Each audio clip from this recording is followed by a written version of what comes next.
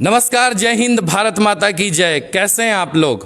Corona काल चल रहा है, काफ़ी दिक्कत का सामना कर लोग अपने ज़िंदगी से कहिए तो एक जंग की तरह जी रहे हैं। लगातार कोरोना अपना संक्रमण फैलाता जा रहा है। नवगछिया, भागलपुर सहित बिहार, पूरे देश की अगर बात करें तो लगातार पूरे देश में एक त्राहिमाम की स्थिति है। नवगछिया शहर की बात करें तो कल ही नवगछिया शहर को सील कर दिया गया है 230 से ज़्यादा एक्टिव मरीज होने के कारण। इसी बीच हम आपके लिए जीएस न्यूज़ पर एक थोड़ा सा एक मनोरंजन का एक विषय लेकर आए हैं। जैसा कि हमने शुरू में ही बताया था कि जीएस न्यूज़ न सिर्फ खबरों के लिए जाना जाता है या खबरें इसकी पहचान होती है, बल्कि क्षेत्र से, माटी से जो जुड़े हुए लोग हैं उन्हें भी हमें आगे लाने के लिए, आप तक पहुंचाने के लिए और उनकी बातें आप तक पहुंचाने के लिए, उनसे रूबरू कराने का भी हमारा मतलब होता है। तो जीएस न्यूज़ के धरोहर कार्यक्रम में आज हमारे साथ हैं नवगछिया के नूर, और वह एक ऐसा लड़का जिसके बारे में वह खुद अपने आप को सोचता था कि हम कहाँ आ गए, किस दौर में आ गए, किस परिवार में आ गए, और वही लड़का नवगछिया का नाम रोशन करता है, राष्ट्रपति पुरस्कार से नवाजे हुए। और हमारे साथ हैं आज नवगछिया के लाल अभिषेक भगत। अभिषेक जी, स्वागत है आपका जीएस न्यूज़ के धरोहर लाइव कार्यक्रम में। नमस्ते। ये जान के खुशी हुई कि आप हम जैसे लोगों को भी आगे, मतलब जैसे आपने बताया कि हर क्षेत्र के हर टाइप का न्यूज़ आप आगे लाना चाहते हो, तो इससे और ज़्यादा लोगों को सहायता मिलेगी और भी लोगों को, बच्चों को सहायता होगा कि कैसे आगे कर सकते हैं। उनको भी जानने का मौका मिलेगा कि क्या क्या लोग आसपास के लोग कर रहे हैं।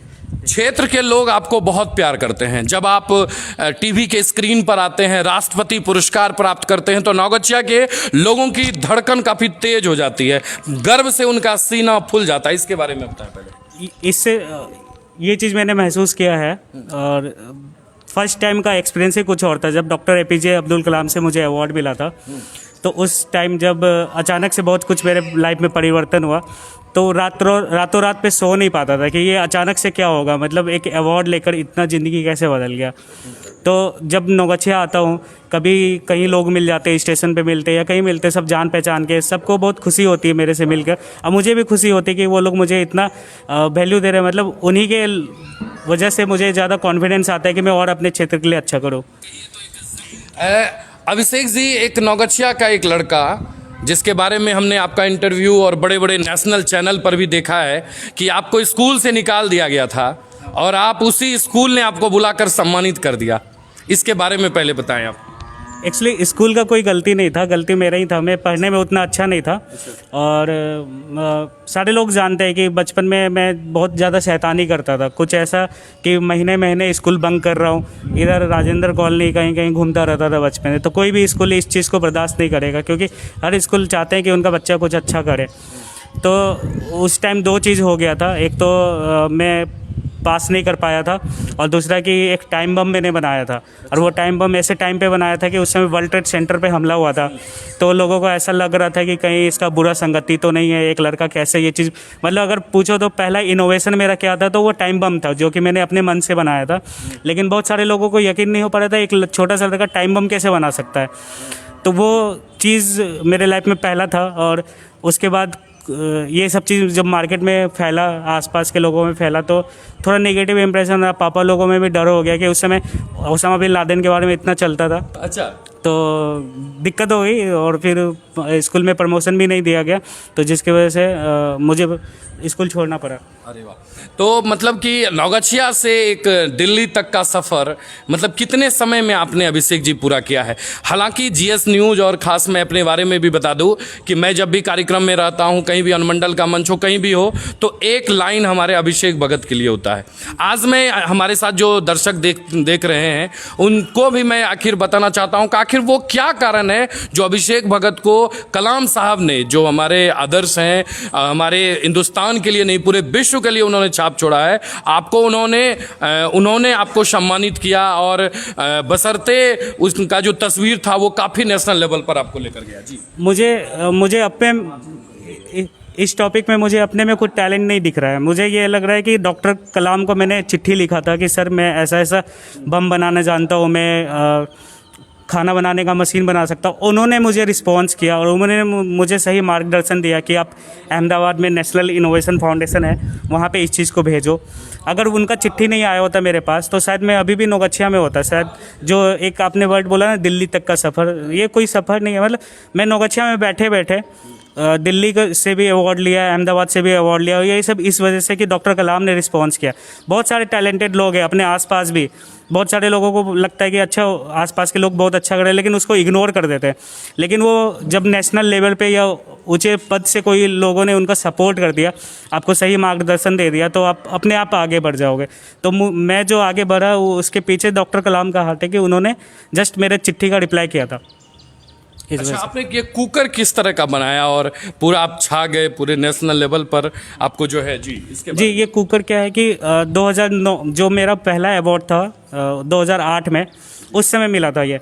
और उस समय ना तो यूट्यूब था, ना ये इंटरनेट का इतना सारा ऑप्शन था कि आप मोबाइल पे भी कुछ कर सकते हो, और ना ही IoT ये सब पे बात होता था। इंटरनेट ऑफ थिंग्स या आर्टिफिशियल इंटेलिजेंस ये सब दूर दूर तक नहीं था। लेकिन उस टाइम जो मैंने मशीन बनाया था वो बिल्कुल IoT से रिलेटेड था।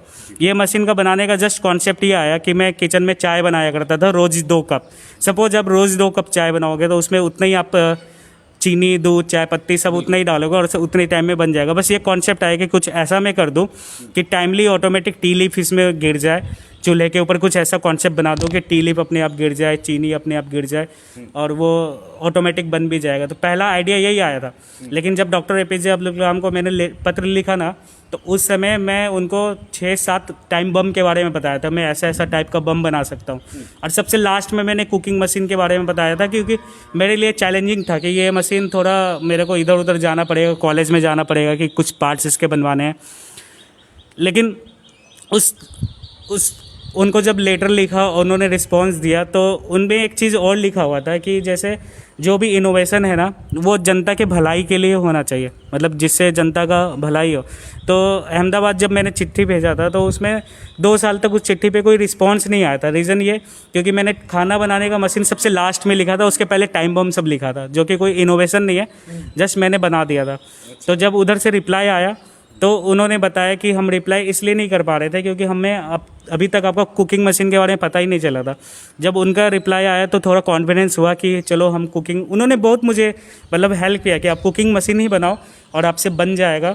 मैं तो टी मेकिंग मशीन का कॉन्सेप्ट सोचा था, लेकिन उन्होंने इतना हेल्प किया कि मैं सोचा टी मेकिंग और कुकिंग मशीन में ज़्यादा डिफरेंस नहीं, कुकिंग मशीन ही हो। कॉन्सेप्ट बस यही था कि किचन में हम खड़े रह के जितना काम करते हैं ना, वो काम ऑटोमेटिक हो जाए टाइम टू टाइम। तो ये मतलब 2009 में ये आपकी मशीन बनी? जी, 2009 में फर्स्ट टाइम मुझे डॉक्टर APJ अब्दुल कलाम से मिलने का मौका मिला और उसके बाद से सारा कुछ चेंज हो गया। उसके बाद बहुत चीज़ें मैंने सीखा लाइफ में। और मुझे याद है कि जब उस मशीन को मैंने बनाया तो उसके बाद गवर्नमेंट के सपोर्ट से दिल्ली में एक कंपनी में मैं गया था उस मशीन को और डेवलप करवाने को, गवर्नमेंट के खर्च पे, कि उस मशीन को और अच्छे से डिज़ाइन कर दिया जाए, यूज़र फ्रेंडली हो। तो उस कंपनी में जब गया तो लगा कि ऐसे कंपनी में मुझे काम मिल जाए तो मैं यहाँ बहुत क्रिएटिव काम कर सकता हूँ, क्योंकि वहाँ बहुत सारे मशीन थे। यहाँ तक कि जो आपके घर में फ्रिज है, पंखा है, सब वहाँ पे डिज़ाइन हो रखा है ऑलमोस्ट। मतलब वो डेस्मानिया डिज़ाइन कंपनी, ऑलमोस्ट वहाँ पे सारा चीज़ डिज़ाइन हो रखा है। कभी मैं सोचता था कि वहाँ पे मैं जॉब करूँ, लेकिन 2009 में मेरा जब आगे इस चीज़ में और बढ़ता चला गया, इनोवेशन, IoT ये सब में बढ़ता चला गया, उस कंपनी ने मुझे ऑफ़र दिया कि आप मेरे साथ पार्टनरशिप कर लो। मतलब मैं जहाँ जॉब के लिए सोच रहा था वहाँ पार्टनरशिप कर लो, तो वो भी बिना इंजीनियरिंग का। मैंने कोई इंजीनियरिंग नहीं किया अभी तक।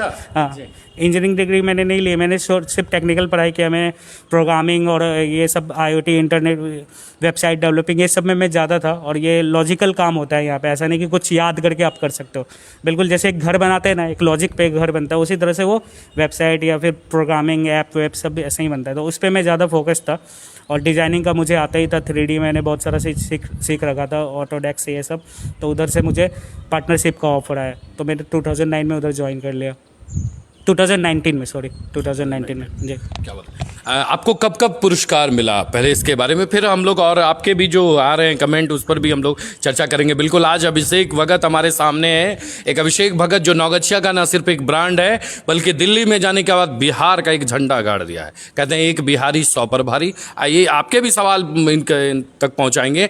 काफ़ी मशक्क़त के बाद इनसे मुलाकात हुई है, समय अरेंजमेंट हो पाया। आपको भी लग रहा होगा कि कहीं हम लोग ऐसे यूं ही बैठे हुए हैं और बातचीत कर रहे हैं। जब हमारी टीम का बातचीत चल रहा था तो इन्होंने कहा कि कहाँ सेटअप लगना है, तो हमने कहा कि हमारे जो पाठक हैं उनको सेटअप नहीं दिखता है, ना सेटअप दिखता है ना ही गेटअप दिखता है, उनको सिर्फ सामने वाला आदमी दिखता है और सवाल और जवाब सुनने में उन्हें मज़ा आता है। तो ये आप लोगों का प्रोत्साहन प्यार है जो हम लोग कहीं बैठ जाते हैं। तो अभिषेक जी, आपको कहाँ कहाँ से कौन सा सम्मान मिला? एक चीज़ कहते हैं ना, जो होता है अच्छे के लिए होता है। तो मेरे लाइफ का जो पहला अवार्ड था ना, वो मैं जिस स्कूल में था पटना में, वहाँ पे मिला था। लेकिन पता नहीं क्या था नहीं था, वो उस समय मैं पूरे पटना में टॉप किया था। और मैं पढ़ने में बिल्कुल भी अच्छा नहीं था।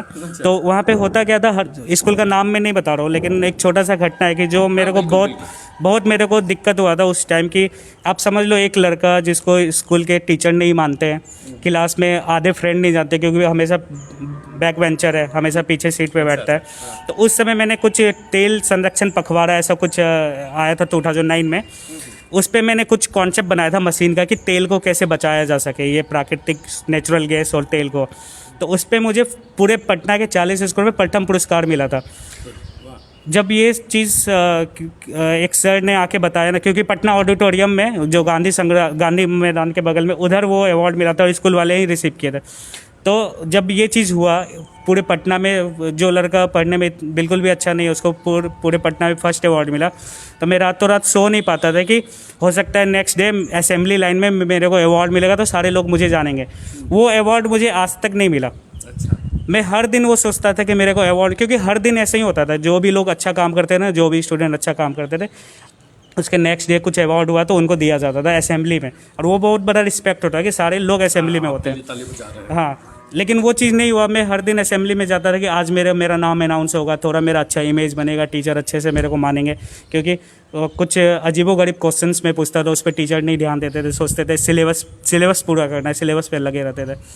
वो चीज़ नहीं मिला। लेकिन आप देखो, ये चीज़ लगता है कि मेरे लाइफ में फर्स्ट अवार्ड ही डॉक्टर APJ अब्दुल कलाम से मिला।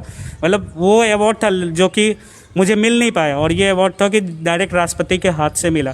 तो ये मेरे लिए बहुत गर्व का बात है। बोलते जो होता है अच्छे के लिए होता है, सच में ये अच्छे के लिए हुआ कि किस्मत में यही था कि फर्स्ट अवार्ड ही प्रेसिडेंट से मिलेगा। फिर उसके बाद मुझे 2012 में डॉक्टर श्रीमती प्रतिभा देवी पाटिल से मुझे अवार्ड मिला।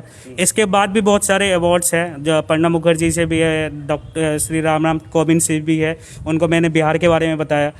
थोड़ा इंस्ट्रक्शन था कि आपका स्टार्टअप दिल्ली में है तो आप दिल्ली के बारे में बताना कि आप दिल्ली से हो, लेकिन मैंने उनको क्लियर बताया कि सर मैं बिहार से हूँ, दिल्ली में मेरा स्टार्टअप है। और उन्होंने बहुत अच्छा रिस्पॉन्स किया। मैं 15 दिन राष्ट्रपति भवन में भी था उधर। तो अच्छा, एक चीज़ बताए अभिषेक जी, नौगछिया का एक लड़का और दिल्ली पहुंचता है, यहीं के स्कूलों में पढ़ा हुआ, उसकी भी चर्चा करेंगे। लगातार राष्ट्रपति भवन से कोई कनेक्शन हो जाता है क्या? जब आप गए कलाम साहब से तो लगातार आप कनेक्टिंग है, कुछ राज हो जाए क्या दोनों में? ये मुझे भी नहीं पता चला। अगर आप देखो 2009 से लेकर 2019 में मैं राष्ट्रपति भवन गया था। हर साल मैं जा रहा हूँ। ऐसा बहुत कम इनोवेटर्स के साथ है, पता नहीं क्यों, लेकिन ये चलता रहा। और क्यों चला, जबकि अभी तक आप देखो मेरा इनोवेशन मार्केट में भी नहीं आया। बहुत स्ट्रगल कर रहे हैं, बहुत कोशिश कर रहे हैं। कोविड की वजह से कुछ प्लान हिल गया, नहीं तो गोदरेज वालों से बात हो रखा था सारा चीज़। हम लोग पुणे में एग्रीमेंट करने वाले थे, वो भी प्रेसिडेंट के सामने। लास्ट ईयर मार्च में 30 मार्च का पुणे में हम लोग का एग्जीबिशन था। अब प्रेसिडेंट कोविड के सामने हम लोग ये सब एग्रीमेंट करने वाले थे, लेकिन वो कोविड की वजह से रह गया।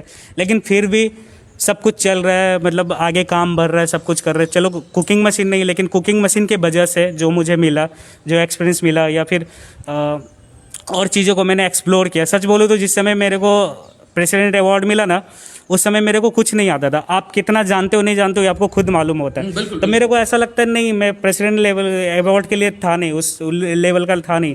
लेकिन प्रेसिडेंट अवार्ड मिलने के बाद मैंने बहुत कुछ सीखा। अब बहुत अपने आप को आगे बढ़ाया कि टेक्नोलॉजी लाइन में, कि अभी आर्टिफिशियल इंटेलिजेंस पे मैं काम कर रहा हूँ। और वो उसके बारे में थोड़ा सा मैं बताना चाहता हूँ, ताकि और भी जो आसपास के बच्चे अगर देख रहे हो ना, तो उनको थोड़ा इंटरेस्ट आए। जैसे आप सपोज कि ये मोबाइल है, या सपोज आपने देखा वो फेस आईडी से खुलता है। तो वो मोबाइल आपको पहचान रहा है। आप ये सिर्फ कल्पना करो कि अगर मशीन में एक छोटा सा कैमरा है, वो जो कि कोई भी आर्टिफिशियल इंटेलिजेंस प्रोजेक्ट है ना, उसमें काम आता है कैमरा। अगर वो कैमरा ये पहचान रहा है कि ये माइक है, ये अभिषेक है, आप ये है सारे कोई, तो वो अब उसमें ये लेवल का प्रोग्रामिंग हो सकता है कि सपोज एक फ़ैन है जिसमें पंखा कैमरा लगा हुआ है, आप गए झाड़ू लगाने के लिए, तो उसने डिटेक्ट किया मैन और झाड़ू, ठीक ना, पंखा ऑफ हो जाएगा। क्या बात है। हाँ। आप झाड़ू लगाए, फिर आप पोछा लेकर आए, बकेट और मैन और कपड़ा पानी, ये डिटेक्ट कर लिया कैमरा, 3 मतलब कंडीशन ऑन हो गया, तो वो फैन अपने आप ऑन हो जाएगा। मतलब इस तरह से अभी आर्टिफिशियल इंटेलिजेंस पे काम चल रहा है। मतलब इसके लिए कुछ प्रोग्रामिंग नहीं करना है, एक सेटअप दे दो कि ये करने पे ये होगा, ये करने पे ये होगा। तो ये चीज़ में अगर लोग आगे बढ़ना चाहें ना, अभी बहुत स्कोप है, बहुत चीज़ कर सकते हैं। मतलब ऐसे ऐसे स्मार्ट डिवाइस आ सकते हैं ना कि आप सोच भी नहीं सकते हो कि क्या करेंगे आगे वो लाइफ में। हम लोग यहाँ की भी बात करेंगे, नौगछिया की बात शुरू करेंगे, लोगों आपके बारे में जो प्रतिक्रिया लिख रहे हैं उसके बारे में भी बात करेंगे। एक सवाल था हमारा अभिषेक जी कि जैसे कि लगातार टेक्नोलॉजी डेवलप कर रहा है, लगातार एक से बढ़कर एक चीज़ आते जा रहे हैं, आपको लगता है कि कहीं ना कहीं यह इसमें जो है हमारा नौगछिया जो है या हमारा बिहार पहले पिछड़ा हुआ था लेकिन आज काफ़ी तेज़ी से बढ़ रहा है? मैं साल में एक बार नौगछिया आता हूँ। दिवाली के टाइम में कितना भी कुछ हो जाए, मैं दिवाली के टाइम में घर आता हूँ, तो हर साल मैं देखता हूँ कि बहुत सारा चीज़ डेवलप हो रहा है।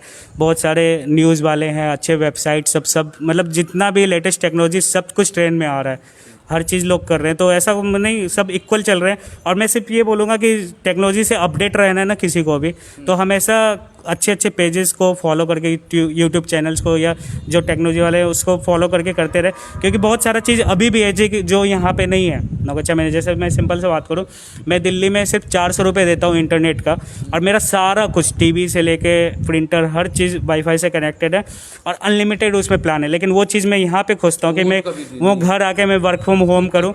यहाँ से वर्क फ्रॉम होम नहीं हो पा रहा है मेरे ऑफिस से, तो बस ये चीज़, हाँ बस इंटरव्यू लेने में 3-4 पार्ट हो जाता है जी। तो बस मुझे इंटरनेट में थोड़ा पीछे लगता है, बाकी सब चीज़ तो ठीक है, सारा चीज़ चल रहा है, अच्छे से चल रहा है। आइए कुछ लोगों की लगातार लाइव इंटरव्यू देखने के बाद लोगों के प्रतिक्रिया आ रहे हैं। सोनी कुमारी लिखती हैं कि अब्दुल कलाम जी से मिलने के बाद आप को जो खुशी हुई होगी वो तो आप ही बता सकते हैं, और वहाँ तक पहुँचने के लिए आपको क्या पहले से उम्मीद था अभिषेक जी कि आप कलाम साहब से मिलेंगे? जब आप चिट्ठी लिख रहे थे आपके दिमाग में क्या था कि कलाम साहब आपको बुला लेंगे? कभी सोचा नहीं था, और ये भी नहीं सोचा था कि अवार्ड, मैंने कभी सोचा ही नहीं था कि मुझे अवार्ड भी कुछ मिलेगा, ठीक ना। वो तो सरप्राइज़ था कि अचानक से कुछ मिल गया, ठीक है। और कलाम साहब तक मैंने नहीं पहुंचा, उन्होंने खुद मुझे अपने तक पहुंचाया है। उनका ये क्वालिटी है कि आप सोचो, जिस समय मैंने उनको पत्र लिखा था 2006 में, वो प्रेसिडेंट है, तो मुझे ये यकीन नहीं था कि मेरा चिट्ठी वहाँ तक पहुँचेगा। और मेरे को ये भी नहीं पता था कि उसमें टिकट भी लगाना होता है। नौगछिया से मैंने लिखा था, यहाँ से मैंने पोस्ट किया था और सीधा पोस्ट ऑफिस, बस मुझे मालूम था राष्ट्रपति भवन में रहते हैं, मैंने जस्ट पोस्ट कर दिया था, वो पहुँच गया वहाँ पे। अच्छा, बेरंग भेज दिया आपने? अच्छा, आपने बेरंग लेटर भेज दिया? बेरंग लेटर भेजा और वो वहाँ पे पहुँच गया। मतलब सारे लोग, आप अगर पता करो, जैसे प्रवीण अंकल भी, इनको भी मालूम है, सब चिट्ठी आया था। इन लोगों के डिसीजन से कि कैसे, क्योंकि इतने बड़े लेवल पे चिट्ठी आ गया, तब उसको कैसे रिप्लाई करना है, अंकल सबसे ही हेल्प लेकर मैंने उनको मतलब पत्र का जवाब, मतलब वो जो बोले उस चीज़ को मैंने आगे किया, ठीक ना। और फिर उनके तक पहुंचने का रास्ता खुलता गया। वही बोल रहा हूँ ना कि जो खुशी उस समय हुई थी ना, वो एक पत्र से उनका आने से, उसके बाद उनसे मिला, उसके बाद और ज़्यादा खुशी कि मैं कैसे बोल सकता हूँ कि मुझे, मतलब सोचा भी नहीं था कि इनसे अवार्ड मिलेगा। क्योंकि उनके बारे में कभी किताब में, मतलब 8 क्लास तक तो किताब में उनके बारे में चर्चा हर जगह है, तो हाँ उन्हें जानते थे। आइए, इसके अलावा सोनी कुमार लिखते हैं, नमस्ते सर। अनिमेश आर्या लिखते हैं, नौगछिया के लिए गर्व की बात, ऐसे इंसान को सलाम। आपको लोग एकदम ना सिर्फ प्यार करते हैं, आपके लिए एकदम सलाम पर सलाम भेज रहे। विकी राठौर लिखते हैं, वेरी नाइस। मिथुन महुआ, मेरे तरफ से भाई जी को बहुत बहुत शुभकामनाएं। मिथुन महुआ, GS न्यूज़, अच्छी interview, thank you. Anshuman Gupta Rungta लिखते हैं, good Abhishek, keep going on. Dharmendra Verma, great sir. Keshav sir, आप GS न्यूज़ टीम को सलाम, इस कोरोना के टाइम में भी GS न्यूज़ काम कर रहा है। और उसके बाद प्रवीण भगत लिखते हैं, बहुत ही सुंदर। विकी राठौर, हाँ। मनीष रंजन लिखते हैं, नौगछिया का जूनियर धरोहर। कैसा लगता है जब आपको इस तरह के प्रतिक्रिया यहाँ के लोगों से मिलता है, जहाँ आप जन्म लिए, जहाँ आपने प्राथमिक पढ़ाई की है? अच्छा लगता है, लेकिन मैं बोलूँगा कि जब अभी क्या है कि मैं खुद से ही स्ट्रगल कर रहा हूँ, एक लेवल तक पहुंचा। जब मैं इस लेवल पे आ जाऊं कि यहाँ के लोगों को भी कुछ मदद कर पाऊं और आगे पहुंचा पाऊं उन लोगों को भी, क्योंकि मुझे भी किसी ने आगे पहुंचाया है और वो ऐसे इंसान थे कि बहुत कम, अब उनके बारे में बोलना ही बेकार है कि मतलब कोई शब्द ही नहीं है उनके बारे में कि क्या बोलूँ। तो उस लेवल पे उनसे मदद मिला, आगे आगे मैं किसी और को भी मदद कर पाऊँ ऐसे ही। तो तब मुझे लगेगा कि हाँ लोग मेरा तारीफ़ कर रहे हैं तो बहुत अच्छा है। अभी तो लग रहा है कि मैंने कुछ किया नहीं, जस्ट अवार्ड लिया है और एक लेवल तक पहुँचा है। इसके बाद रूपलाल कुमार नमस्ते, नमस्ते, हेलो। सोनू नौगच्छा लिखते हैं हेलो, नमस्ते। सिद्धार्थ अंकुश लिखते हैं सैनिटाइज करते रहिए, बिल्कुल बिल्कुल सैनिटाइज चल रहा है। Vicky Rathore love you. Ashish Sharma thank you, thanks for GS news. Ravishankar Jha आप हमें बहुत प्रेरित करते हैं, बहुत आभार। यादव नीलेश जी जी सर हेलो नमस्ते। तो एक सवाल था अभिषेक जी, आपने प्रारंभिक पढ़ाई नौगच्छिया से की है, कहाँ से पढ़ाई की थी आपने, आपको याद होगा? मैं क्या ऑलमोस्ट सारे लोग, मतलब हमारे पेरेंट्स भी बाल भारती हिंदी मीडियम से पढ़ाई की है। उसके बाद मैं इंग्लिश मीडियम डीडीए में गया, उधर से फिर मैं पटना गया, पटना में बहुत दिन तक पढ़ाई किया उधर से। लेकिन एक डिसीजन जब डॉक्टर एपीजे अब्दुल कलाम का मुझे लेटर आया ना, तो मैं पटना में पढ़ाई कर रहा था। 10th वहाँ से जब किया, मैं वापस भागलपुर आ गया। उसका रीज़न ये था कि मुझे, क्योंकि लेटर आ गया मुझे अब मशीन बनाना है, तो मशीन हॉस्टल में रह के, बोर्डिंग स्कूल में रह के बन नहीं सकता है। तो मेरे मन में ये था कि मैं घर अगर शिफ्ट हो जाऊँ ना तो मशीन बन पाएगा। लेकिन कुछ लोग थे ऐसे कि वो बोल रहे थे, लोग नौगच्छा से पटना गए, पटना से दिल्ली गए और तुम वापस भागलपुर आ गया। तो ऐसा लग रहा था कि पापा को भी ऐसा लग रहा था कि पता नहीं क्यों ऐसा डिसीजन लिया यहाँ आने का, क्योंकि उस समय अवार्ड भी नहीं मिला था मेरे को। लेकिन जब वो मशीन बन गया और उसके बाद सारा चीज़ हो गया, तो वापस डायरेक्ट मैं दिल्ली गया। और दिल्ली ऐसा गया कि उधर अब मतलब काम वाम पूरा अच्छे से चल रहा है, सब कुछ चल रहा है।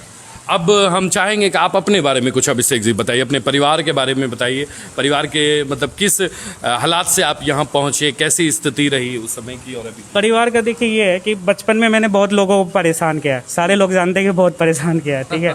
तो वो था कि इलेक्ट्रॉनिक्स में मेरा बहुत इंटरेस्ट था। मैं जहाँ भी इलेक्ट्रॉनिक सामान देखता था ऐसे ही उठा लेता था, ठीक है, उठा लेता था। अब समझ रहे हो क्या बोल रहा हूँ, मैं उठा लेता था। तो यही सब, थोड़ा जॉइंट फैमिली है, तो उस समय जॉइंट फैमिली में होता है, छोटे छोटे चीज़ों पे कुछ कुछ ऐसा होता रहता है।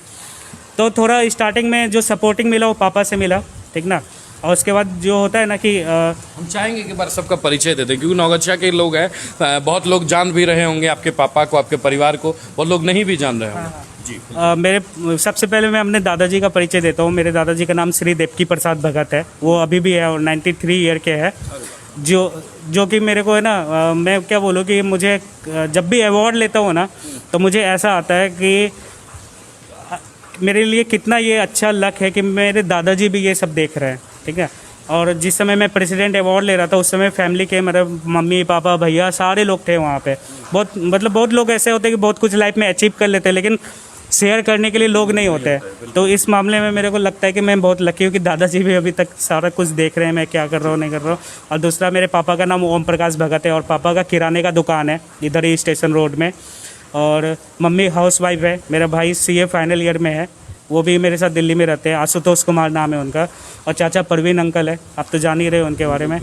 और जॉइंट फैमिली है, बड़े पापा है गणपत प्रसाद भगत और भी राजेंद्र प्रसाद भगत, और भी भैया सब है, सारे लोग हैं। तो अभिषेक जी, मतलब जिस समय आप वहाँ दिल्ली शिफ्ट किए, आप मशीन बनाना शुरुआत किए, तो मतलब घर के लोगों का कैसा उम्मीद था आपसे? लगता था घर वालों को कि ये लड़का कर लेगा, ये लड़के से? देखिए, शुरू में क्या है कि गलती मेरे में था, ठीक ना, लोग समझ नहीं पा रहे थे मतलब जैसा हरकत था मेरा। दूसरा कि जिस समय टाइम बम बनाया था, तो बहुत लोग को ऐसा लग रहा था गलत संगति में, और 2-3 दोस्त भी हो गए थे ऐसे जिसको लोग अच्छे नज़र से देखते नहीं थे। अच्छा। हाँ, ठीक है। तो अब फिर क्या था कि एक मेरे जीजा जी है, वो मर्चेंट नेवी में जॉब करते, तो वो आए थे गर्मी की छुट्टी में इधर नौगच्छिया। तो वो इस चीज़ पे ध्यान दिए कि अगर ये चीज़ मशीन, ये टाइम बम, ये अगर खुद से बनाया है तो ये बहुत बड़ा बात है। अगर खुद से नहीं बनाया है तब तो कोई बात नहीं, ऐसे ही बदनाम तो है ही, ठीक है। तो उन्होंने स्टेप बाय स्टेप मेरे से सारा चीज़ पूछा कि तुमने टाइम बम बनाया कैसे। मैंने जब उनको बताया ना, तो उन्होंने फर्स्ट टाइम मेरे मम्मी पापा को बोला कि आप इसको यहाँ से बाहर निकालिए, नौगच्छिया, इसको कहीं अच्छी जगह पढ़ने के लिए भेजिए। तो वो पटना भेजे मेरे को। तो वहाँ से मेरा जर्नी स्टार्ट हो गया कि एक माहौल चेंज हो गया। अब हॉस्टल में गया, वहाँ अलग अलग टाइप के लोग, अलग अलग स्टूडेंट, तो उसी माहौल में पढ़ता गया, आगे बढ़ता गया। लेकिन अवार्ड वाला चीज़ तो जो वापस बोला ना, नौगछिया में ही मैंने किया था, नौगछिया से चिट्ठी भेजा था डॉक्टर APJ अब्दुल कलाम को। तो जब ये सब चीज़ हो गया तो पहले अब जो लोग बोलते थे कि हाँ, अब लोगों का क्या रिएक्शन है, जैसे टीचर का भी बोलता हूँ, कुछ टीचर ऐसे हैं कि बोलते थे, उस समय बोलते थे कि तुम नौगछिया का नाम खराब कर रहे हो, तुम्हारे इधर से कोई पढ़ने के लिए यहाँ पे नहीं आएगा स्कूल में। लेकिन अब वही बोलते नहीं, हमने गलत सोचा था ये, तो लोगों का रिएक्शन थोड़ा चेंज हो गया। क्या बात है, क्या बात है। लगातार लाइव में बहुत लोग जुड़े हुए हैं। रूप कुमार जुड़े हुए हैं अपने नौगछिया के, जानते हैं क्या उन्हें? जी, मैं बिल्कुल जानता हूँ। और रूप कुमार जी ऐसे पत्रकार है, मैं सच बता रहा हूँ कि एक भी अवार्ड मुझे नहीं मिला था और कुछ नहीं मिला था। सिर्फ मैंने उनको बताया, मैं छोटा सा था उस समय, सर को बोला था सर कि मुझे अभी भी याद है, वैशाली होटल के पास वो जा रहे थे, मेरे को मालूम था बस ये रूप कुमार जी है, अच्छे पत्रकार है। मैं चल गया उनके पास, तो सर को बोला सर मैं ऐसे ऐसे कलाम जी को भेजा था अपना लेटर, उधर से रिप्लाई आ गया, तो अब मेरे पे कुछ आर्टिकल लिख दो। तो मतलब अभी से सुनने में हंसी सा लग रहा है, मैं उस समय बहुत छोटा था। तो उनको मैंने जस्ट बोला, वो मेरे घर पे आए, सब चीज़ देखे, और वो मतलब फर्स्ट टाइम वहाँ पे पेपर, फर्स्ट न्यूज़ मेरा वही था पेपर में, ठीक ना, जो कि बिना अवार्ड का हुआ था, क्योंकि वो सारा चीज़ समझे, सारा चीज़ देखे। एक होता है ना कि फेक इन्फॉर्मेशन, लेकिन सारा डॉक्यूमेंट वो वेरीफाई किए, सब कुछ किए, और फर्स्ट टाइम मेरा और पापा का आर्टिकल पेपर में आया था। तो बड़ा अच्छा फील हो रहा था कि पापा का भी फ़ोटो ये वो। तो शुरू में ये सब चीज़ बहुत एक्सपीरियंस वाला था कि जो कभी भूल नहीं सकता। तो सपोर्ट किया उन्होंने बहुत। एकदम लाइव में जुड़े हुए हैं, वो भी इंतजार कर रहे होंगे। रूप कुमार जी ने लिखा है कि both are pride of society. उन्होंने दोनों को लिखा है। मैं तो उनसे सीखते रहता हूँ, मैं तो उनसे पूछ कर काम करता है। एक छोटे बच्चे हैं और भी बहुत सारे लोग हैं, हमारे चैनल के ही चीफ एडिटर हैं ऋषभ मिश्रा, कृष्णा भैया। हम लोग पूछते रहते, इतना तंग करते हैं, इतना उनको हम सवालों से तंग करते हैं, इतना पूछते हैं कि कभी खुद कहते हैं कि बच्चों की तरह काम करता है, कभी आगे नहीं बढ़ पाइएगा इससे में, कब तक इस तरह चलिएगा। फिर सोचते हैं कि जब कुछ करते हैं तो गलती हो जाता है, कुछ करना चाहते हैं तो गलती हो जाता है, ये नहीं करना चाहिए वही पहले कर लेते हैं। तो इसीलिए मन में बराबर ऐसा रहता है। तो इन लोगों का भी एक समाज में बहुत बड़ा योगदान है आगे ले जाने के लिए। इसके अलावा एक लिखते हैं कि एक ने लिखा है कि अभिषेक जी की पानी जो बर्बाद हो रहा है ज़्यादातर, लेकिन किसी तरह का इस पर इन्वेंशन तत्कालिक नहीं किया जा रहा है, इस पर भी कुछ ध्यान देना चाहिए। या अभी जो इंडिया के जो यंग साइंटिस्ट कहा जाए उन्हें भी, कि लगातार उनका इनोग्रेशन चलता रहता है किसी न किसी चीज़ का, इस पर भी एक बार ध्यान देना चाहिए वाटर को लेकर। जी बिल्कुल, आप सारे लोग आप देख रहे हैं, जल है तो कल है। अभी भी आप इधर आए थे तो वाटर के बारे में बात कर रहे थे कि वाटर से ये चीज़ बहुत अच्छा है, यहाँ पे बोटिंग सिस्टम बन सकता है। मेरे को आइडिया बहुत पसंद आया कि सच में ये ऐसा जगह है कि बोटिंग सिस्टम बन सकता है। दिक्कत ये है कि जो इस क्षेत्र में काम कर रहे हैं बहुत समय, जब आप नेट पे सर्च करोगे ना कि गवर्नमेंट इस पे कितना पैसे खर्च कर रही है, क्या क्या कर रही है, तो वहाँ पे ये लगता है कि नहीं, गवर्नमेंट तो पैसे खर्च कर रही है लेकिन आगे लोग उस पर काम नहीं कर पा रहे। तो उस फील्ड में जुड़ कर मैं देखता हूँ, उस फील्ड में जुड़ के और भी कोई लोग काम कर रहे हैं, कुछ रिसर्च हो रखा है, तो उस पर भी काम किया जा सकता है। जल पे सबसे ज़्यादा काम आज के टाइम में ज़रूरी है, वो करना चाहिए। अभिषेक जी, कुमार चिंटू हैं, हमारे पाठक हैं, ये लिखते हैं कि पानी से बाइक चलने वाला कोई टेक्नोलॉजी लाने का प्रयास किया जाए। भाई मैंने देखा था बहुत सारे टेक्नोलॉजी, जो फाउंडेशन से मैं जुड़ा हूँ, नेशनल इनोवेशन फाउंडेशन, वहाँ पे अभी तक लगभग 3 से 4 लाख से भी ज़्यादा आइडियाज़ इनोवेशन आ चुके हैं। वहाँ पे किसी ने ऐसा किया था कि हाइड्रोजन और वाटर को अलग अलग कर दिया था, और हाइड्रोजन फिर गैस हो गया, वो ज्वलनशील पदार्थ है, फिर उससे उसने स्कूटर बाइक चलाया था। अगर आप नेट पे ऐसा सर्च करोगे तो था, लेकिन ये इतने ज़्यादा वॉल्यूम में हो रहा था ना, मतलब इसका साइज़ इतना बड़ा था ना कि वो आप ट्रक लेवल पे या उस लेवल पे काम कर रहे हैं। इस पर रिसर्च चल रहा है और लोग बहुत सारे काम कर रहे हैं कि हाइड्रोजन और वाटर को अलग करके कर रहे हैं उस चीज़ को, गैस बना के वाटर से ही। तो इस पर बहुत सारा रिसर्च चल रहा है। इसके अलावा हैं एक अजय ढाबा के नाम से इनकी आईडी है, लिखते हैं अभिषेक जी ऐसा इनोवेशन करो कि मतलब बिहार के जो लोग हैं, जो गरीबी एक श्राप है, अभिश्राप है बिहार से, जिस तरह जनसंख्या बढ़ती जा रही है ये हमेशा लगी रहती है, तो ये गरीबी किस तरह दूर हो, बेरोजगारी को लेकर एक ऐसा इनोवेशन हो जिसमें ज़्यादा से ज़्यादा लोग जुड़ सके। क्योंकि पहले से ज़्यादा लोग अब पढ़ाई भी करते हैं। पहले जो है ऐसा देखा जाता था कि किसी खास जाति के या धर्म के लोग ज़्यादा पढ़ाई करते थे, लेकिन आज सवर्ण हो गया है, मतलब सारे वर्ण के लोग पढ़ाई कर रहे हैं। मतलब सिर्फ मैट्रिक इंटर ही नहीं, दूरस्थ पढ़ाई भी, क्या लंबे मतलब कॉरेस्पॉन्डेंस से ही कोर्स कर रहे हैं या कर रहे हैं, लेकिन उसके बावजूद लोगों के पास रोज़गार नहीं रहता है। कहीं ना कहीं परिवार में या छोटे मोटे धंधा करके एक दुकान चलाकर जीवन यापन करना पड़ता है अभी के समय में भी।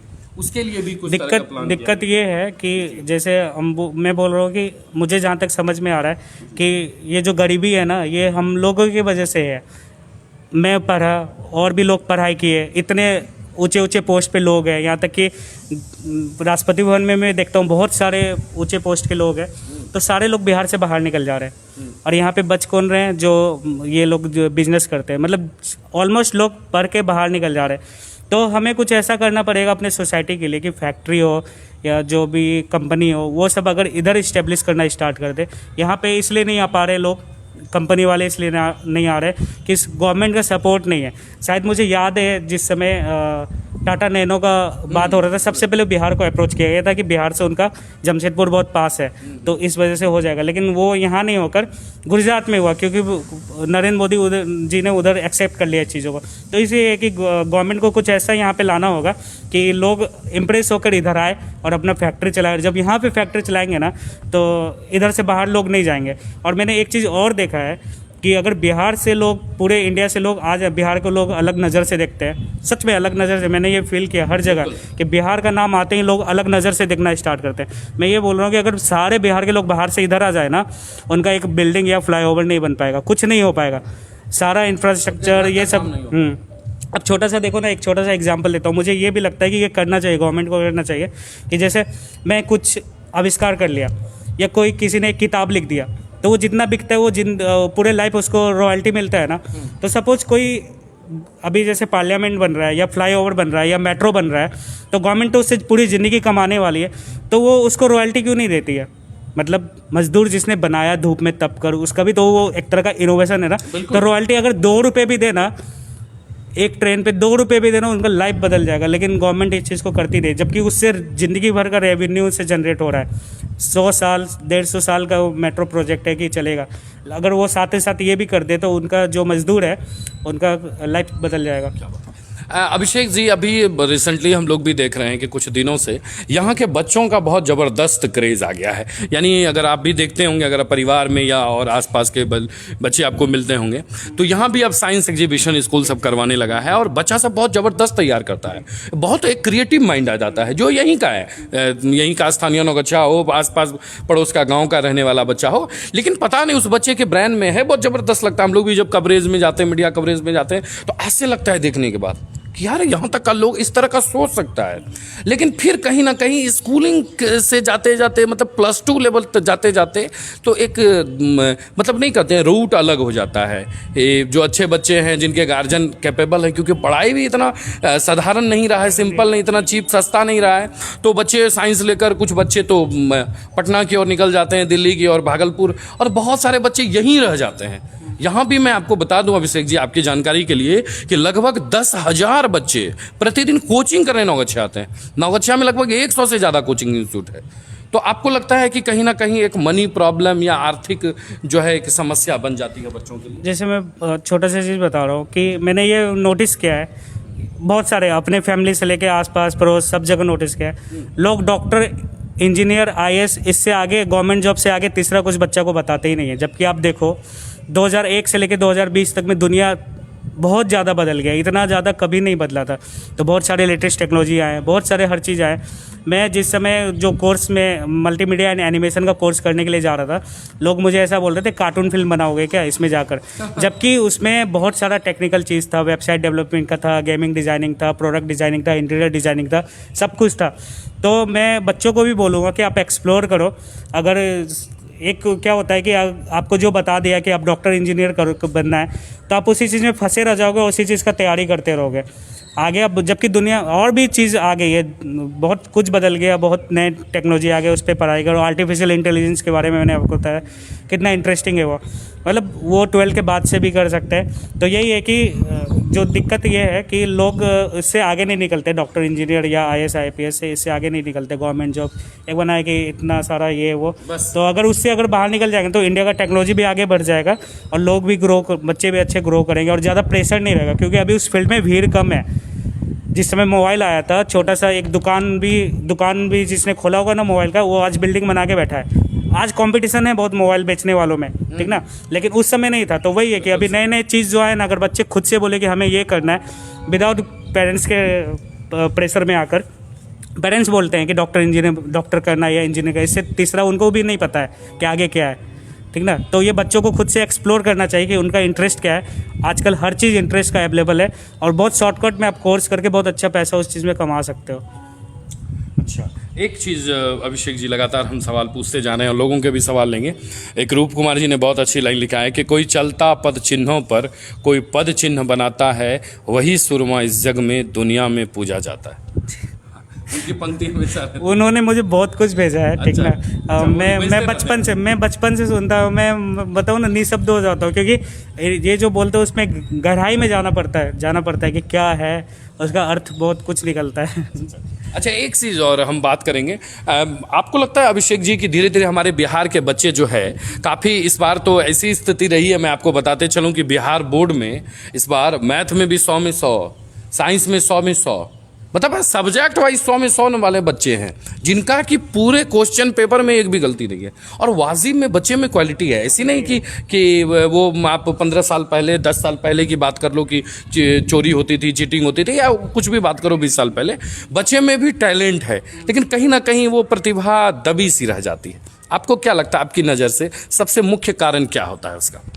मैं एक छोटा सा एग्जांपल ले रहा हूँ। अभी से 2 साल पहले एक बिहार की टॉपर थी, ठीक ना, जो रूबी राय, मतलब मीडिया वालों ने इतना हंगामा उस चीज़ का कर दिया, ठीक है, बिहार में कभी कभी ऐसा हुआ है, लेकिन मीडिया वाला ने इतना हंगामा कर दिया कि मुझे लगता है उसके बाद जो टॉपर हुआ होगा ना उस साल के, वो भी डर रहा होगा कि कहीं मेरे पास ना आ जाए। आप देखो एग्जाम पास करने का बहुत सारे तरीके हैं, कितने लोग याद करके पास कर जाते हैं, टॉप भी कर जाते हैं। मैंने देखा है, मैंने ऐसे लोगों को देखा है ना कि उनको IQ कुछ भी नहीं है, हर चीज़ को रट्टा मार के वो टॉप कर जाते हैं। लेकिन मान लो अगर वो उतना भी मेहनत कर रहे हैं आप उससे आगे वेरिफिकेशन करने के लिए, तो आप उनको मत बोलो ना, आप अपना सिस्टम को बोलो कि एजुकेशन क्या है, कि आप ऐसा एजुकेशन ही क्यों, क्योंकि याद करके लोग पास कर जाते हैं। उस पर क्वेश्चनिंग नहीं कर रहे, वो क्वेश्चनिंग कर रहे कि तुम्हें ये क्वेश्चन नहीं आता, तुम टॉप कैसे करो। वैसे तो अपना जो बिहार के एक जो 5 करोड़ रुपए जीते थे, पहला करोड़पति था, उससे भी आप क्वेश्चनिंग कर दो तो वो बोलेगा कि ये तो उस लेवल पे था ही नहीं। अच्छा, तो वो कैसे करोड़पति बन गया, वहाँ पे भी चीटिंग है। तो दिक्कतें निकालनी तो हर चीज़ में निकल जाएगी, लेकिन असली रीज़न यही है कि आप अपने एजुकेशन को सुधारो कि लोग याद करके पास ना कर पाए। अच्छा, एक चीज़ अभिषेक जी, क्या है सिस्टम बिहार का, एजुकेशन सिस्टम कितना स्ट्रांग है जो UPSC हो कि कभी किसी साल का लीजिए रिकॉर्ड रहता है बिहार का। कहते हैं कि जब यहाँ चढ़ता है बिहारी को तो बस सीधा IAS IPS ही बनता है। ये आपकी भी मैंने एक इंटरव्यू में देखा था कि बिहार से कोई लड़का जब निकलता है तो वो IAS ही बनता है या टेररिस्ट बनता है। तो मेरे माता पिता को लग रहा था कि IAS तो ही बनेगा नहीं, पता नहीं क्या बन जाएगा। ये IAS का क्या बुखार होता है, जरा आप बताएं। आपने तो बहुत हाई लेवल तक देखा है स्टूडेंट। जब हाई लेवल पे मैं गया उधर ही मैंने ये फॉलो किया कि बिहार में ऐसा भी टैलेंट है। और जो एक लाइन था ना, वो जो IAS भी बनता है या टेररिस्ट बनता है, तो ये लाइन मुझे बहुत अफसोस है कि ये लाइन मैंने वहाँ पे बोला। और वो एक्चुअली जानते हो स्क्रिप्टेड कर दिया था। मेरा आपका इंटरव्यू लाइव हो रहा है, नॉर्मल है, ठीक ना, मैं कैसा बात कर रहा हूँ, कोई स्क्रिप्टेड नहीं है। वहाँ पे मुझे ये लाइन स्क्रिप्टेड दे दिया गया था, आप ये बोलो। मेरे को बोलने का बिल्कुल भी नहीं था, कट पेस्ट करके आगे पीछे करके किसी तरह वो चीज़ हो गया। तो वो चीज़ मेरे को बोलना ही नहीं था, उसके लिए मैं माफ़ी मांगता हूँ कि वो चीज़ नहीं सही था, ठीक ना। नहीं, ये हम लोगों को भी मालूम नहीं है कि इंटरव्यू में स्क्रिप्टेड था। बहुत सारा चीज़, मैं तो बहुत ज़्यादा नहीं बताऊंगा, बहुत सारा चीज़ स्क्रिप्टेड होता है। मतलब कभी कभी ऐसा भी मालूम चला कि ऑडियंस में भी लोग बैठे रहते हैं ना, उनके पास पहले से माइक होता है। वो यही सवाल पूछेंगे। हाँ, वो पहले से स्क्रिप्ट, मतलब ऊंचे पोस्ट पे किसको क्या सवाल पूछना है। हो सकता है सब जगह ना हो, लेकिन एक दो जगह मैंने जहाँ ये चीज़ देखा कि बहुत ऊंचे लेवल पे था और सामने ऑडियंस से जो क्वेश्चन पूछा गया, ऑडियंस पहले ही से माइक था उनके पास मतलब आम आदमी को क्वेश्चन पूछने नहीं, तो स्क्रिप्टेड बहुत सारा हमारे चीज़। पास अभिषेक जी, मैं आपको बताते चलूं कि आप तो बिल्कुल देख रहे हैं, हमारा एक फैमिलियर इंटरव्यू है और हमारे जो ऑडियंस हैं जो लाइव इंटरव्यू देख रहे हैं, इनको हर चीज़ पता रहती है। इनको 10 मिनट के बाद नौगछिया टाउन में क्या होने वाला है तो इनको लाइव में मालूम है कि क्या कौन बोल रहा है, कौन सुन रहा है। और अभी भी लाइव में जो लोग जुड़े हुए हैं, मेरा इंटरव्यू लेने का सिर्फ ये इंटरव्यू नहीं, एक बातचीत है, ये हमारा सिर्फ एक ही मकसद होता है अभिषेक जी, कि यहाँ के क्षेत्र के जो लोग हैं वो आपको जाने और आपको देखकर जो लोग, जिनका एक मनसा है, जैसे कलाम साहब से आपने मिला है, मैं अपनी ही बात कर लूँ तो मैं बचपन से ही सोचता था, पहले मैं बचपन में उनके घुंघरेले वालों का बहुत फैन था, ठीक है, हमारे पापा का भी थोड़ा सा आगे का बाल था, तो मुझे कभी कभी लगता था कि पता नहीं उनका वो बाल देखने को कभी लाइव मौका मिलेगा कि नहीं। और जब उनका वो मैसेज डेथ वाला आया, मानो कि मुझे शॉक्ड लग गया अभिषेक जी। मुझे तो ऐसा लगा जैसे कि कभी आपको भी लगता हो कि कोई नहीं लगता है कि कोई सपना है, मतलब एक बड़ा सा बना हुआ एक पहाड़ है, एक बहुत बड़ा आपका सपना है और सीधा चूर हो गया, ऐसा चूर हो गया कि फिर वो कभी खड़ा ही नहीं हो सकता। तो मतलब ऐसा लगा था। लेकिन उनकी एक पंक्ति बहुत ज़्यादा ज़बरदस्त थी, हालांकि उनकी तो आयर पंक्ति है कि मैं जिस दिन जाऊंगा उस दिन कोई शोक नहीं मनाएगा, कोई दुख नहीं मनाएगा, और उस दिन से 3 गुना ज़्यादा काम करके ये दिखाएगा कि ये, और वो जो काम करेगा वो मेरे लिए सच्ची श्रद्धांजलि होगी। तो मुझे लगता है कि इस तरह के और भी लोग हिंदुस्तान में जन्म लिए हैं, लेकिन उन्हें कुछ पहचानने में या उनको कैमरे के सामने या सबके सामने में लाने में थोड़ा दिन लग रहा है, मुझे लग रहा है इससे। हाँ, और जिस दिन ये हुआ था कि कलाम जी का जब न्यूज़ आया था, मेरे दिमाग में सबसे पहले यही आया था कि और भी लोग जो है जो उनको अप्रोच करना चाहते हैं या जो मतलब आगे बढ़ना चाहते हैं, मतलब अब ऐसा इंसान, मतलब बहुत कम लोग ऐसे मिलते हैं कि एक छोटा सा भी पत्र का जवाब दे। तो वही मुझे आया था कि अब पता नहीं ऐसा कौन अगला आएगा कि जो इस तरह से लोगों का मदद कर पाएगा। और जिस फाउंडेशन के पास उन्होंने मुझे भेजा था कि वो फाउंडेशन के बारे में बताता हूँ मैं, कि डॉक्टर, इंजीनियर, ये लोग पढ़ लिख कर आगे बढ़ जाते हैं, इनको कॉलेज वाले पेटेंट अप्लाई करवा देते हैं, सारा प्रोजेक्ट मार्केट में ला देते हैं, सारा चीज़ होता है। लेकिन जो एक ग्रास रूट इनोवेटर है, जो कि बिल्कुल भी गाँव से बाहर नहीं निकला, उसको आगे कैसे बढ़ाया जाए, तो इस चीज़ को उन्होंने, कलाम जी ने मतलब एक फाउंडेशन खोलकर उस पर सपोर्ट कर, उनके राष्ट्रपति काल में, शासनकाल में ये फाउंडेशन खुला था, नेशनल इनोवेशन फाउंडेशन।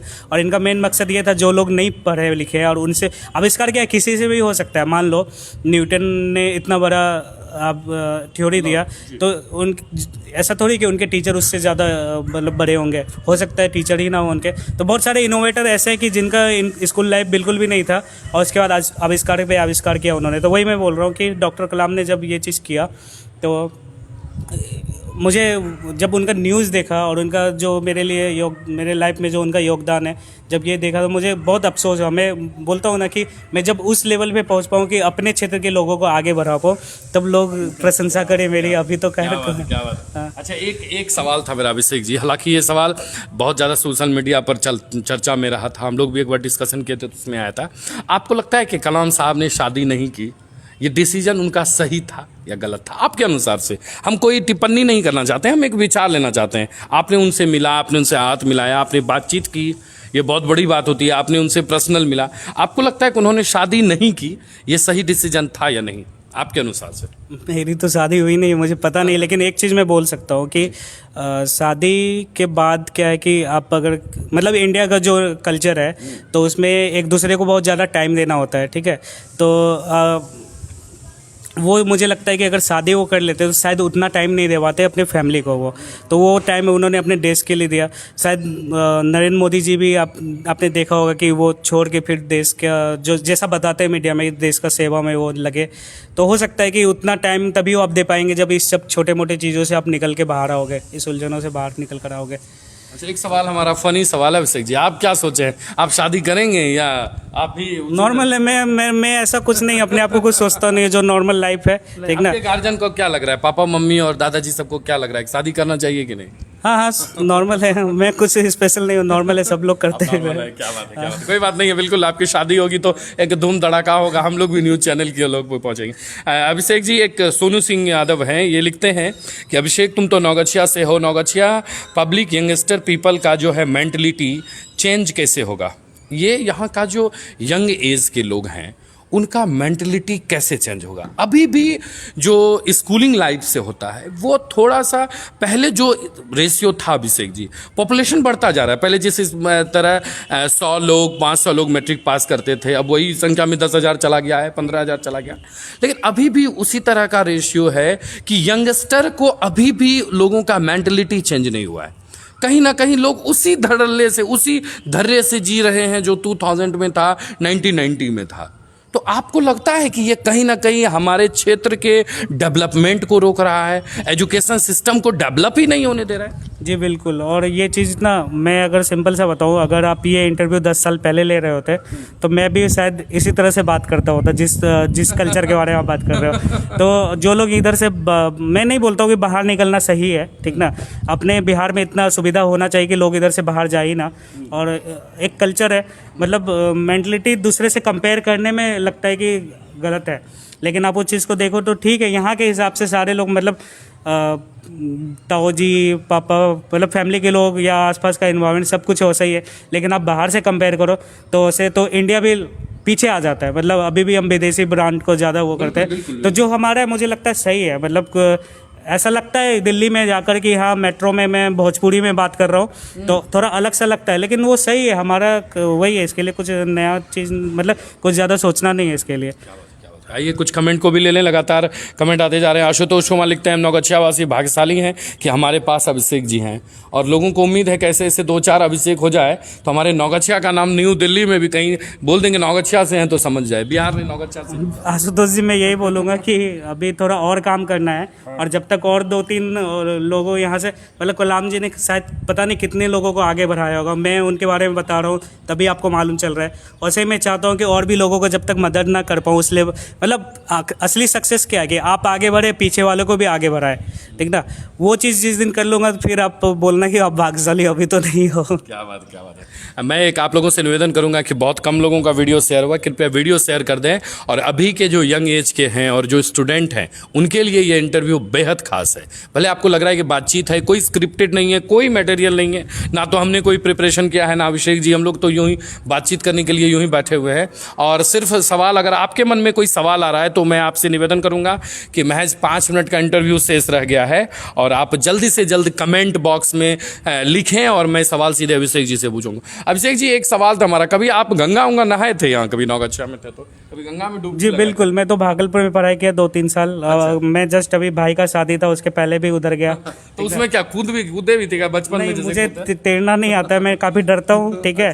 लेकिन एक बार मैं हरिद्वार गया था तो काफ़ी थक गया था मैं, ठीक ना।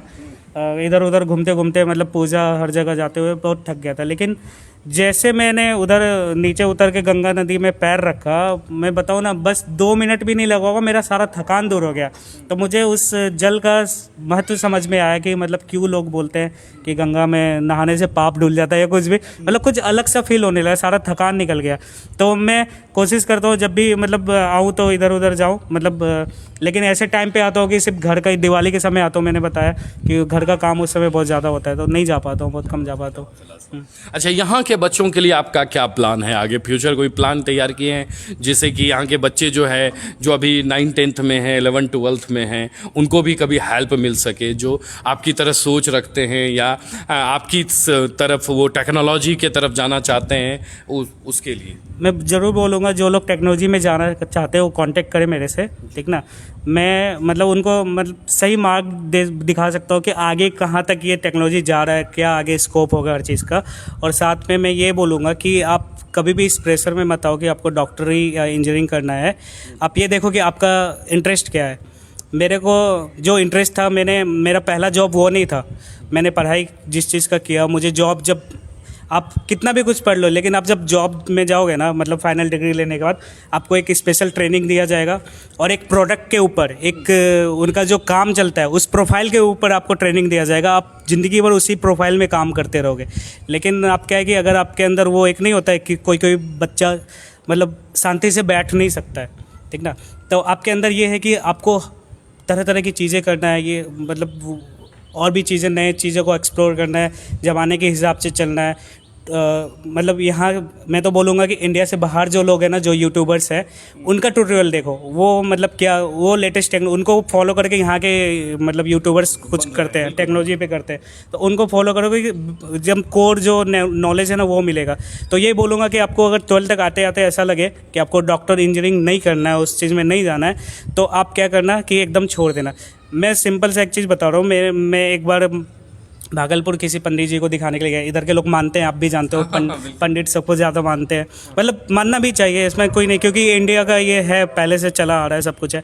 तो किसी ने मुझे ऐसा बोला था कि इसको इंजीनियरिंग मत करवाइए, और ये इंजीनियर कभी नहीं बनेगा, आप इसको बायोलॉजी में डालो, ठीक ना, बायोलॉजी, इसको डॉक्टरी लाइन में बताओ। मैं सच बताऊं तो बायोलॉजी एक ऐसा सब्जेक्ट है जिसमें मैंने आज तक एग्ज़ाम नहीं दिया है, सिर्फ फिजिक्स और केमिस्ट्री डालकर मैं पास करता था बायोलॉजी, क्योंकि याद करना पड़ता है, और याद किया हुआ चीज़ मेरे से होता ही नहीं है, मैं किसी चीज़ को याद नहीं कर सकता हूँ, ठीक है। तो ऐसा ही कुछ था। तो वही बोल रहा हूँ कि आपको अगर 12 तक आते आते ऐसा लगे कि आपको मतलब डॉक्टर या इंजीनियरिंग में नहीं जाना है, आप कुछ नया करना चाहो, तो बेहिचक करो, और रिजल्ट बिल्कुल मिलेगा, बहुत जल्दी मिल जाएगा, बहुत आसानी से मिल जाएगा। नहीं तो उसमें क्या है, एक फॉर्मेट में बन जाओगे और आपको एक लाइन में चलना होगा। लाइन में चलते चलते पूरा ज़िंदगी आप यही देखोगे कि हाँ, मेरा एक फ़िक्स सैलरी है और इतना मेरे ये लोन वोन ये वो ये सब ज़िंदगी और चलता रहेगा। फिर अब लगातार स्टूडेंट लोगों के भी आने शुरू हो गए हैं, और विवेक कुमार लिखते हैं नौगछिया के स्टूडेंट के लिए तो मैसेज मिल गया होगा।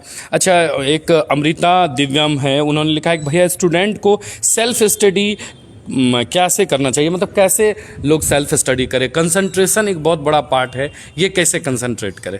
मैं बहुत सॉरी के साथ ये बोलना चाह रहा हूँ, इस सवाल का जवाब मैं नहीं दे पाऊँगा, क्योंकि मैं खुद ही पढ़ाई नहीं कर पाया हूँ। मतलब मतलब कोई ऐसा तेज बच्चा है ना कि जो अच्छा मतलब टॉपर है, आप उससे ये सवाल का जवाब ले लो। मैं आपको आप कैसे किसी चीज़ पर सोचते हैं ये भी बता दें। ठीक, चलिए, पढ़ाई नहीं करते, आप सोचते हैं ना। मैं सिंपल सा इसका एक लॉजिक दूंगा। सपोज अभी आप बता रहे थे कि इनोवेशन, सब नौगछिया में भी इनोवेशन साइंस ये सब भी स्टार्ट हो गया। आप उसमें एक चीज़ नोटिस करना, यूट्यूब करके देखना या गूगल करके देखना, उसमें 90% चीज़, मतलब 10% ही लोग ऐसे मिलेंगे जो कि नया चीज़ लेकर आए हैं, और बाकी सारा कॉपी पेस्ट है। लेकिन कॉपी पेस्ट मैं बोलूँगा कि सबसे ज़्यादा ज़रूरी है, वो करना ही चाहिए। लेकिन अब क्या है कि सपोज कॉपी करके एक चीज़ बनाया, लेकिन आप उस चीज़ को बना तो लिया, आप उसको समझो। सपोज आपने एक छोटा सा प्रोग्रामिंग किया कैलकुलेटर आपने बनाना सीख लिया, लेकिन कैलकुलेटर बनाने के लिए आपने जो सब टूल्स यूज़ किया, जो कमांड यूज़ किया, उस कमांड को तोड़ कर और 10 चीज़ें आप क्या बना सकते हो, ये आप करो। मैं एक छोटा सा इलेक्ट्रोमैग्नेट के बारे में सिखाना कि उसमें कॉपर, मतलब एक लोहे पे कॉपर का वायर आप गोल गोल लपेट दो, और उसमें करंट डालो तो वो मैग्नेट बन जाता है। तो इस पे मैं एक्सप्लोर करने लगा कि ये सब चीज़ कहाँ यूज़ कर सकते हैं। मालूम चला ऑलरेडी ये फ़ैन में यूज़ हो रहा है, स्पीकर में यूज़ हो रहा है। मतलब आपको ये चीज़ देखना होगा कि जो एक चीज़ आपको आता है, जो आपने कॉपी कर लिया है, ठीक ना, उसको तोड़ कर मरोड़ कर या उसको उसी से सीख कर और क्या 10 चीज़ें आप बना सकते हो, तो अपने आप बढ़ जाओगे। तो मैं यही करता हूँ, मैं फर्स्ट टाइम सारा चीज़ को सीखता हूँ, कॉपी करता हूँ, लेकिन उसको समझ लिया कि अच्छा ये चीज़ का ये काम है, स्क्रू ड्राइवर का ये काम है, मतलब अलग अलग टूल्स का ये काम है, फिर तो आप खेलो उस चीज़ से, आप कुछ भी बनाओ।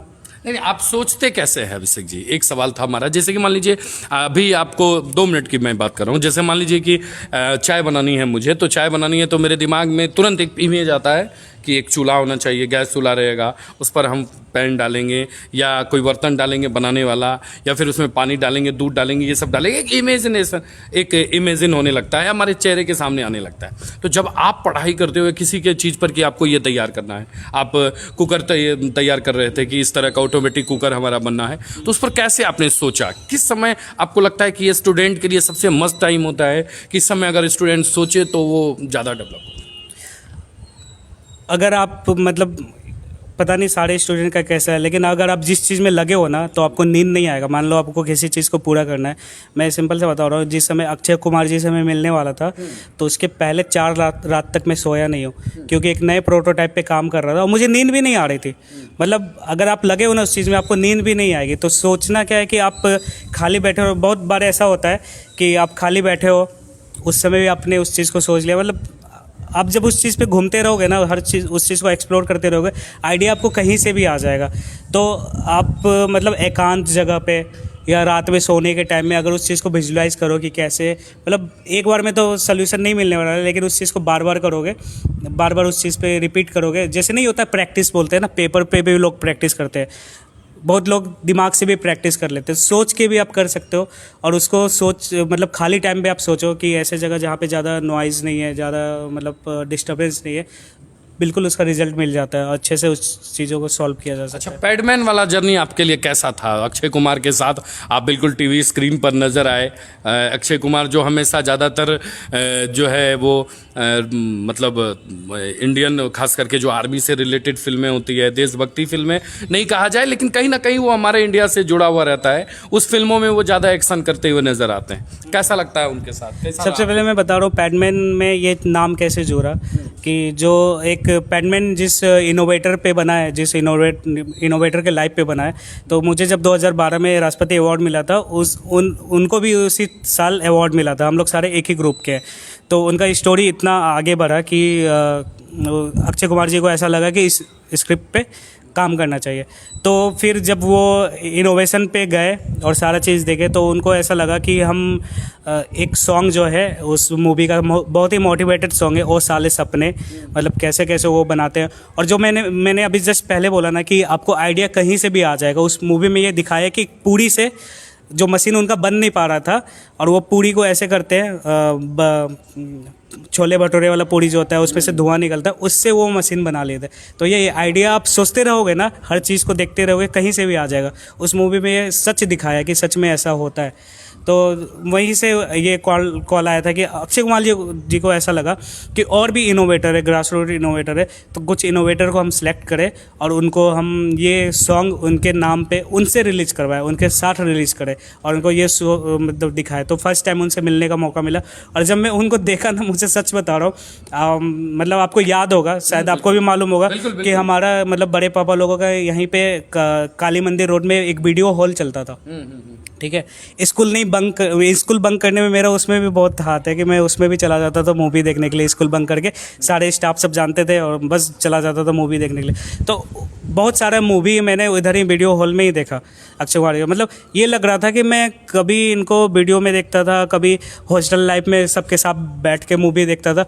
उस समय एक बार भी नहीं आया था दिमाग में कि एक दिन इनसे मिल भी सकता हूँ। मतलब ऐसा लगता है काश उस जगह में पहुँच जाता और अपने फ्रेंड से बोलता देख भाई मैं इनसे मिल कर आया। मतलब बहुत चीज़ ऐसा। कैसे बॉलीवुड स्टार जब टीवी के स्क्रीन पर आते हैं, खास करके रियलिटी शो में, फिल्मों में आते हैं, और आप रियल लाइफ में आए, आपको लगा कि कहीं ना कहीं सब लोग एक ही कैरेक्टर में रहते हैं कि उस समय नॉर्मल मतलब उनका जैसे मैं आप बात कर रहे हैं नॉर्मली, अगर ऐसे टीवी चैनल पे भी बात करने लगे तो वो लोगों को लगेगा कि देखो टीवी चैनल पे बहुत सारे लोग बोल नहीं पाते, हम दोनों बात कर रहे हैं, यही चीज़ टीवी चैनल पे होने लगे तो लोग बोलेंगे एक्टिंग ये कर सकता है अच्छा सा।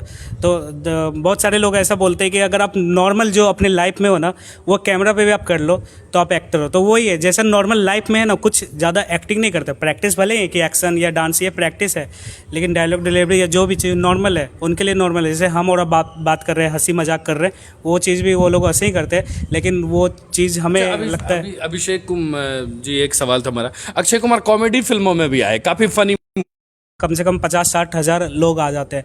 अब सबको एक चीज़ बोलते बोलते आदत हो गया मुझे आलू गोभी बोलने का, ठीक ना, कि मशीन में आलू गोभी का सब्जी बनाना है, तो उसका पूरा प्रोसेस मुझे मालूम है। तो मैंने वहाँ स्टेज पे भी बोल दिया आलू गोभी, उसका एक इंटरव्यू है बहुत अच्छा सा। तो अक्षय कुमार जी को वो चीज़ हिट कर गया, और वो मजाक में ले लिया कि अगला मैं मूवी बनाऊँगा तो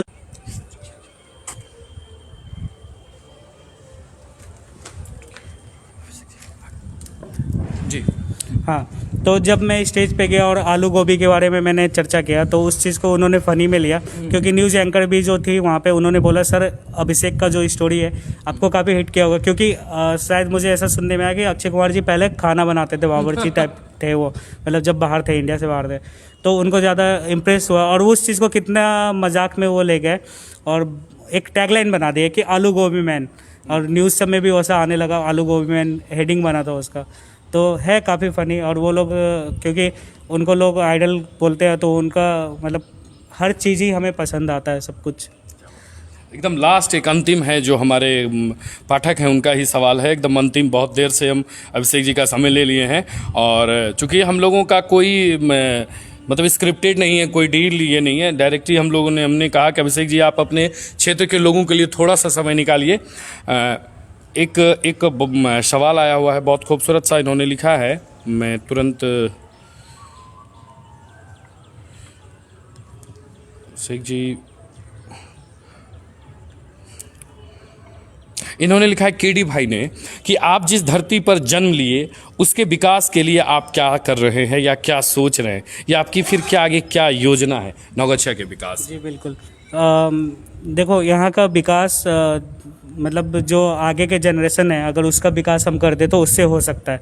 पुराने लोगों का हो के नए जनरेशन है उनको अगर किसी तरह आगे नौगछिया का बिहार में बोल रहा हूँ कि उनको अगर आगे बढ़ा दिया जाए तो अपने आप विकास हो जाएगा। कहते हैं ना कि एक फैमिली में एक पढ़ा लिखा आदमी आ जाता है तो अपने आप उस फैमिली का विकास हो जाता है। बस वही छोटा सा फार्मूला अप्लाई करना है उसको, मतलब कि यहाँ के स्टूडेंट्स को या उसको एक नया रास्ता मिल जाए आगे बढ़ने का, उससे उस चीज़ का विकास हो जाएगा। इसके लिए मैं ये कर रहा हूँ कि जो मेरा अपना स्टार्टअप है मैं बहुत सारी चीज़ पे काम कर रहा हूँ, धीरे धीरे उस चीज़ को मूव करूँगा इधर, क्योंकि अभी तक बिहार गवर्नमेंट से मुझे सपोर्ट नहीं मिल पाया है और दिल्ली में मेरा अपना कंपनी सेट है, उस कंपनी को मैं मूव करूंगा इधर, क्योंकि मेरा जो कंपनी है ना जिस चीज़ पे मैं काम कर रहा हूँ वो कहीं से भी कर सकता हूँ, ऐसा नहीं कि दिल्ली से ही कर सकता हूँ। पूरा इंटरनेट बेस्ड है और सारा चीज़ इंटरनेट से ही रिलेटेड है, तो इधर मूव करके फिर इधर के लोगों को आगे बढ़ा सकते हैं।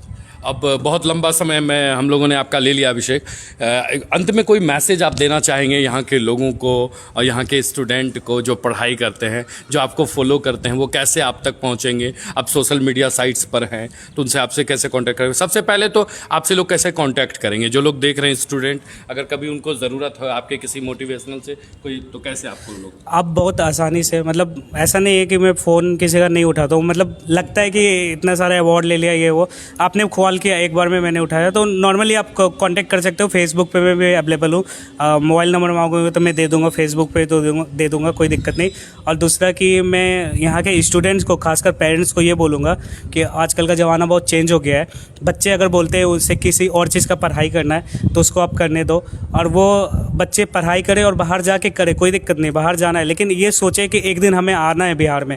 नहीं आते लोग, बाहर निकलते आते नहीं। ये रूप कुमार जी से जब मेरा बात होता है वो हमेशा इस चीज़ को बोलते हैं, अब अपने क्षेत्र की करिए। और मैं सच में मेरा ऐसा मन है, मेरा ऐसा दिल है कि मैं अपने यहाँ के लोगों को आगे बढ़ाऊँ और यहाँ के लोगों के लिए कुछ करूँ, इसलिए बार बार इस चीज़ को कर रहा हूँ। जिस दिन मैं ये किया ना उस दिन आप मेरा तारीफ़ करना। क्या बात है।